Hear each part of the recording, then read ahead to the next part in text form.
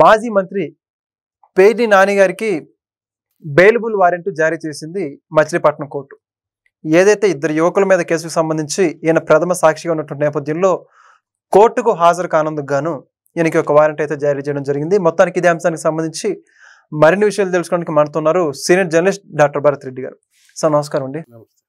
పేర్ని నాని గారు మొన్నటిదాకా చూసుకుంటేనేమో ఇళ్ల పట్టాల స్కామ్ సంబంధించి దాదాపు 10,000 ఇళ్ల పట్టాలు స్కామ్ చేసి అవన్నీ కూడా డూప్లికేట్ పత్రాలు ప్రజలకు పంచారని చెప్పేసి అభియోగాలను దానికి సంబంధించి కేసు నమోదు చేసే ఉద్దేశంలో ప్రభుత్వం చెప్పేసి వార్తలు వచ్చాయి. ఇప్పుడు తాజాగా చూసుకుంటే మచిలీపట్నం కోర్టు ఈయనకు వారెంట్ జారీ చేయడం జరిగింది. ఈ యొక్క వారెంట్ జారీ చేయడం గురించి మీ యొక్క అభిప్రాయం ఏమంటారు? అది 5 సంవత్సరాల క్రితం తన అధికారంలో ఉన్నప్పుడు యూట్యూబ్కి సంబంధించిన ఇద్దరు వ్యక్తులకు సంబంధించిన కేసుకు సంబంధించి కోర్టు ఎన్నిసార్లు అతనికి సమన్లు ఇచ్చినప్పటికీ అతను కోర్టుకు హాజరు కాలేదనే దాని మీద ఇప్పుడు కేసు నడుస్తుంది. ఇక్కడ మనం చూసుకున్నట్టయితే వైసీపీ నాయకులను ఒకవేళ మనం గమనించినట్టయితే ప్రభుత్వంలో ఉన్నప్పుడు అసలు ఇవన్నీ ఏ విధంగా చేయగలగాలని ఆశ్చర్యం వేస్తుంది. ఒక్కొక్కటిగా బయటకు వస్తున్న నేపథ్యంలో ఏ నాయకుడిని తీసుకున్నా ఎవరిని తీసుకున్నా ఏదో ఒక కేసు ఖచ్చితంగా కేసు అది మళ్ళీ ఏ విధంగా వస్తుందంటే ఎవరైతే వచ్చి ప్రెస్ మీట్కి వచ్చి బాగా గట్టిగా మాట్లాడుతున్నారో వాళ్ళ కేసులే బయటకు వస్తున్నాయి.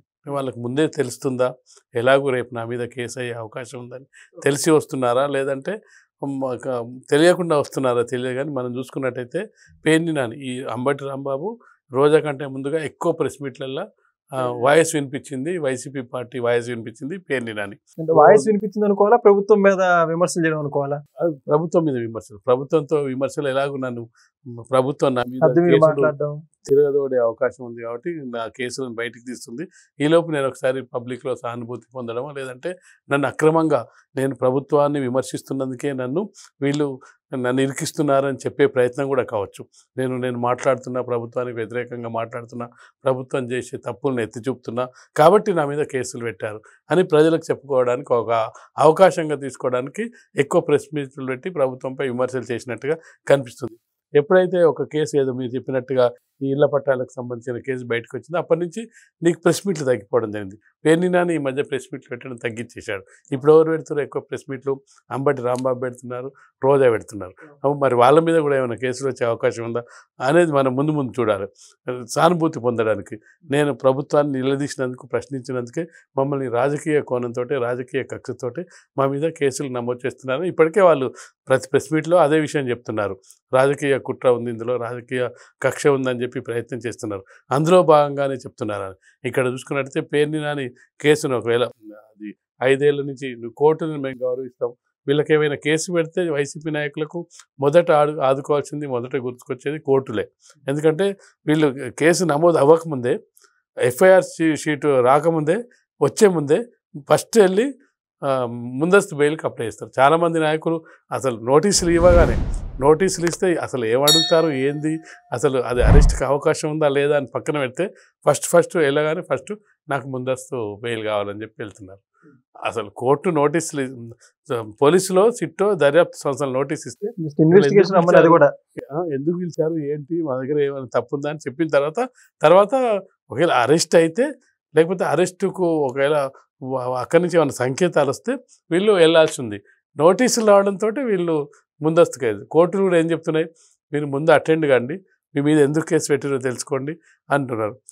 ఎందుకు దానికి భయం ఎందుకు ఉందంటే గతంలో ఎవరైతే అరెస్ట్ కాబడుతున్న నాయకులు ఉన్నారో అరెస్ట్ అవుతారన్న భయంతో వాళ్ళు ముందస్తు బెయిల్కి వెళ్తే ఆ బెయిల్ రిజెక్ట్ అవుతున్న సందర్భంలో వాళ్ళు అజ్ఞాతంలోకి వెళ్తున్నారు. మనం కాకాని చూడొచ్చు, సీఎం ఆఫీస్లో పనిచేసే ప్రకాష్ రెడ్డి వీళ్ళందరూ కూడా ఏమయ్యారు, ఇటీవల సాక్షి ఇలా డిస్కషన్లో పాల్గొన్న కృష్ణరాజు వీళ్ళందరూ కూడా ఫస్ట్ పరారీలో ఉండి తర్వాత అరెస్ట్ అవుతారు. ముందు వాళ్ళు ప్రయత్నం చేసేదంటే ముందస్తు బెయిల్కు ప్రయత్నం చేస్తున్నారు. ఒకవేళ ముందస్తు బెయిల్ దొరకకపోతే వెంటనే పరారీలోకి వెళ్తున్నారు. పరారీ తర్వాత పోలీసులు వాళ్ళని ఛేదించి ఎక్కడ తెలుసుకొని వాళ్ళని పట్టుకోవాలి. కాకాని అయితే దాదాపు 45 రోజుల తర్వాతనో పట్టుకోవాల్సి వచ్చింది. ఆయన ఏమంటారు ఏదో సినిమాలో వచ్చినట్టు మారువేషంలో ఆటోలో ప్రయత్నం చేసి అక్కడ ప్రయత్నం చేసి బెంగళూరులో తిరిగి అక్కడ అసలు అంత అవసరం ఏముందో. ఒక మాజీ మంత్రిగా పనిచేసిన వ్యక్తి, రాజకీయాల్లో ఉన్న వ్యక్తి, గత చాలా కాలం నుంచి రాజకీయ నాయకునిగా కొనసాగుతున్న వ్యక్తి అంత ఇదిగా చేయాల్సిన అవసరం వచ్చిందో వైసీపీ నాయకులకి తెలియదు. అలాంటిది ఇప్పుడు కోర్టుల అవసరం ఉన్నప్పటికీ పేర్ని నాని అయినా కానీ కోర్టుకు అటెండ్ కాకుండా ఇన్ని రోజుల నుంచి 5 ఏళ్ల నుంచి కనీసం కోర్టుకు అంటే పోలీసు వ్యవస్థ ఏం చేయదు మమ్మల్ని, రాజకీయ వ్యవస్థ ఏం చేయదు, కోర్టులు కూడా మమ్మల్ని ఏమి చేయమనే ధీమా వైసీపీ అధికారంలో ఉన్న కాలంలో ఉన్నట్టుండే. ఎందుకంటే ఆ సమయంలో ఉన్నందువల్లనే వాళ్ళు కోర్టుని నిర్లక్ష్యం చేశారు. ప్రతి రాజకీయ నాయకుడిగా కోర్టు నుంచి నోటీసులు వస్తే వాళ్ళ లాయర్ని పంపించడము, స్వయంగా అటెండ్ అవ్వడము, ఇలాంటివన్నీ చేస్తూ ఉంటారు. ఖచ్చితంగా కోర్టుకు రిప్లై ఇస్తుంటారు. 5 ఏళ్ల నుంచి నువ్వు అసలు రిప్లై ఇవ్వలేదు, ఇప్పుడు అరెస్ట్ వారెంట్ జారీ అయ్యేంతవరకు తీసుకొచ్చుకున్నావు అంటే ఖచ్చితంగా కోర్టులు అంటే గౌరవం లేదు. కోర్టులు ఏం చేస్తాయి మమ్మల్ని? ఆల్రెడీ అధికార వ్యవస్థ అంతా కూడా వాళ్ళ చెప్పు చేతుల్లో పెట్టుకోవడం జరిగింది. అధికార వ్యవస్థ పెట్టుకోవడం వల్ల ఇప్పుడు అధికార వ్యవస్థ ఏమైంది? అధికారులు బలవుతున్నారు, జైల్లోకి వెళ్తున్న సందర్భాన్ని మనం చూడొచ్చు. కోర్టులను కూడా అలాగే నిర్లక్ష్యం చేసినట్టుగా కనిపిస్తుంది పేర్ని నాని. కనీసం ఒక 5 ఏళ్ళు పరిపాలన చేసిన ఒక రాజకీయ పార్టీగా, ఒక ప్రభుత్వంగా వ్యవస్థల్ని గౌరవించాల్సిన అవసరం ఉంది. ప్రభుత్వాలు ఉంటాయి పోతాయి, పార్టీలు ఉంటాయి పోతాయి, కానీ వ్యవస్థలు ముఖ్యం. న్యాయ వ్యవస్థ అయినా కానీ, రాజకీయ వ్యవస్థ కానీ, లేకపోతే చట్టం, న్యాయం, ఆ పనిలో భాగంగా వాటిని గౌరవించాల్సిన అవసరం కనిపిస్తుంది. కానీ వైసీపీ నాయకులకు దేన్ని గౌరవించిన ఇవైతే మనకు కనిపించట్లేదు. వాళ్ళ 5 ఏళ్ల కాలంలో దేన్ని గౌరవించినట్టుగా, దేన్ని రెస్పెక్ట్ ఇచ్చినట్టుగా, దేనికి కూడా మేము అందరిటికీ అతీతులం అన్నట్టుగా వివరించినట్టుగా ఈ పేర్ని నాని ఉదంతాన్ని చూస్తే మనకు కనిపిస్తుంది. ఓకే, మరి అయితే చూసుకుంటే ఇప్పుడు ఏదైతే మొన్నటిదాకా చూసుకుంటే ఆయన మీద గోడౌన్లో అక్రమ బియ్యానికి సంబంధించి ఇప్పటికీ ఫైన్ కట్టడం కూడా జరిగింది. ఆ విషయం కూడా బయటకు వచ్చే అవకాశం అని చెప్పేసి స్థానిక మంత్రి అయితే ఎవరైతే ఉన్నారో కొల్లు రవీంద్ర గారు మాట్లాడుతున్నారు. త్వరలో వాళ్ళ కుమారుడు ఆయన ఇద్దరు జైలుకి వెళ్తారని చెప్పేసి, దాని గురించి ఏమంటారు? ఖచ్చితంగా ఇప్పుడు మనం ఎంత చెప్పుకున్నా చంద్రబాబు నాయుడు గారు చెప్పినట్టుగా వీళ్ళ కేసులు ఒక్కొక్కటి బయటకు తీస్తుంటే అసలు ఆంధ్రప్రదేశ్లో జైల్లో సరిపోయే పరిస్థితి లేదు. అంటే మంత్రి కొడుకు,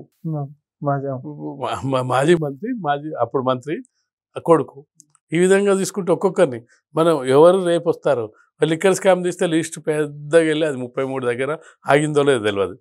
భూ కబ్జాలు తీసుకుంటే ఓవైపు నెంబర్ 2గా వ్యవహరించిన సజ్జల రామకృష్ణారెడ్డితో సహా అందరు కూడా ఏదో ఒక కేసులో ఇరుక్కోవడం జరిగింది. వాళ్ళు ఇంకా అరెస్ట్ కాకపోయినప్పుడు కేసులలో ఇరుక్కోవడం జరిగింది. విజయసాయి రెడ్డి, మిథున్ రెడ్డి, ఎవరు అంటే ప్రతి వాళ్లకు ఏదో ఒక కేసుతో సంబంధం లేకుండా వైసీపీ నాయకులు ఎవరైనా మిగిలి ఉన్నారంటే అది చాలా గొప్ప విషయంగా చెప్పుకోవాల్సిన పరిస్థితి మనకు కనిపిస్తుంది. అంటే ముఖ్యమైన మామూలు కార్యకర్తలను వదిలేస్తే ముఖ్యమైన పొజిషన్లో ఉన్న ఎమ్మెల్యేలుగా పనిచేసిన వాళ్ళు, ఎంపీలుగా పనిచేసిన వాళ్ళు, మంత్రులుగా పనిచేసిన వాళ్ళు, వీళ్ళకు ఎలాంటి అవినీతి మచ్చలేదు, ఎలాంటి కేసుల్లో ఇరుక్కోలేదు, ఎక్కడ కూడా 5 ఏళ్ల కాలంలో ఎలాంటివి చేయలేదు అంటే ఇప్పుడు వాళ్ళని వెతుక్కోవాల్సిన పరిస్థితి కనిపిస్తుంది. ఎందుకంటే అందరూ ఎక్కడో ఒక దగ్గర ఇరుక్కున్న తవ్వే కొద్దీ అంటారు కదా, ఎక్కడ చూసినా ఎవరో ఒకరు, వాళ్ళతో కూడా వాళ్ళ కుటుంబ సభ్యులు. ఇన్ని మనం చూస్తే పెద్దిరెడ్డి రామచంద్రారెడ్డి వాళ్ళ కొడుకు, మనం ఒకరితో ఆగట్లేదు అది పరిస్థితి, ఇంట్లో వాళ్ళ దాఖరికి వెళ్తుంది. లిక్కర్ స్కామ్ చూస్తే లిక్కర్ స్కామ్ రాజకీయ నాయకుల నుంచి వెళ్ళిపోయి సీఎం ఆఫీస్ దగ్గర నుంచి వెళ్ళిపోయి అది భారతీయ సిమెంట్స్ దాకా వెళ్ళింది. ఎక్కడికెక్కడికి వెళ్తుందో తెలియని పరిస్థితి కనిపిస్తుంది. కాబట్టి ఖచ్చితంగా ఈ 5 ఏళ్ల కాలం పాటు ఈ వైసీపీ నాయకులకు సంబంధించిన ఒక్కొక్క కేసు బయటికి వస్తూనే ఉన్నట్టుగా కనిపిస్తుంది మనకు. Please subscribe to Leo News for more videos.